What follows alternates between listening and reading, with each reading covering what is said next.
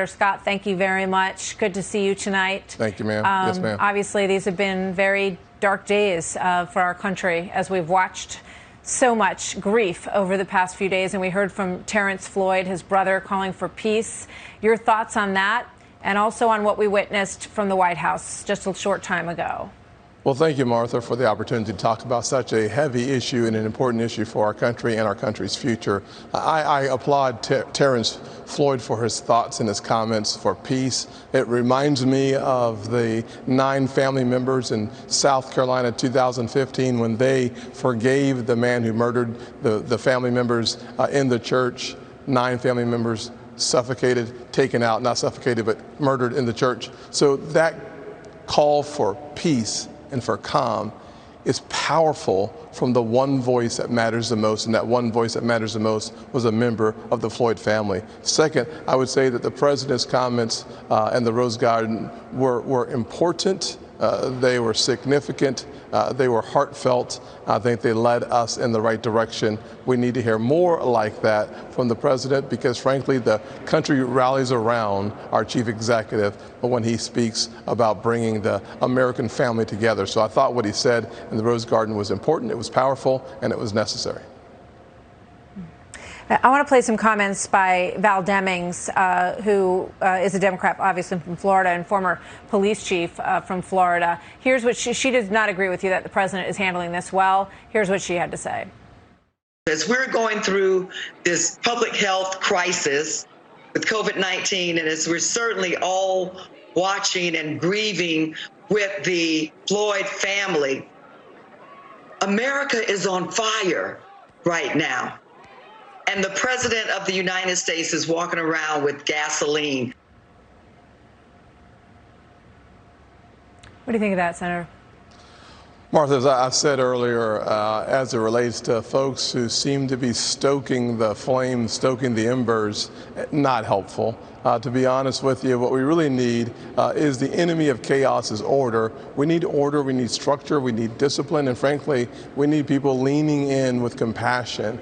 I think pointing fingers is the wrong direction right now. Focusing on the future and having a real conversation about race and justice necessary.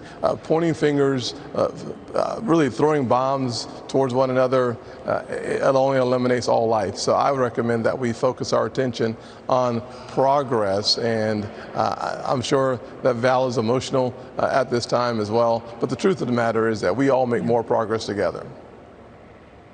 You said a moment ago that you would like to hear more from the president. Has he turned to you? I know you have a good relationship. Has he turned to you to discuss, you know, sort of the way forward and the right things to say at this time to begin to heal the country?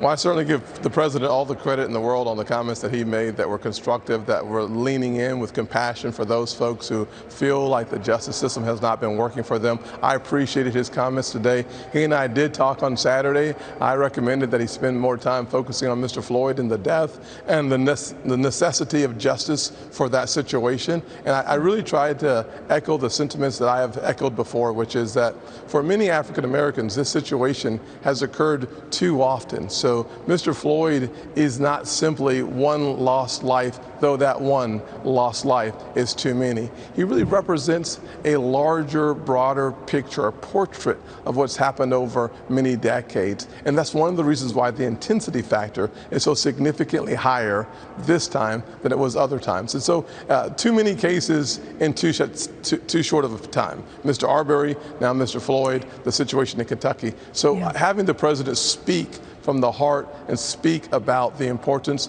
of righteous indignation is really important for this nation. Yeah, I mean, you think about those 2 videos that you just mentioned that the whole country saw, and it just makes me wonder how many times we don't see things that are happening as well. Yes, and it truly is heartbreaking. You know, I heard Robert Johnson speak with Brett Baer earlier, and he's calling for a multi-trillion-dollar reparations act. What is your reaction to that? Because he says, you know, you have to level the playing field, and until we finally level the playing field, we are not going to get past this racism problem. Well, I don't think that reparations helps level the playing field. It may help more eruptions happen on the playing field. I think reparations is just not the right approach to it. Perhaps one of the most important paths forward is looking back. It's looking at and understanding and appreciating the drastic occurrence, the challenges that have been faced by so many African Americans in this country. But that path forward has really been a path forward that was created by African Americans like John Lewis leading nonviolent protests, joined by Jewish brethren and then white Christians coming alongside of each other. There is a path forward, but it starts with all of us taking responsibility where we can, moving forward. But the conversation about reparations is not a conversation I've ever been in support of, and I do not support them now. Senator Scott, always good to talk to you. We hope we'll see you back here soon. Thank you very much. Martha. Take care.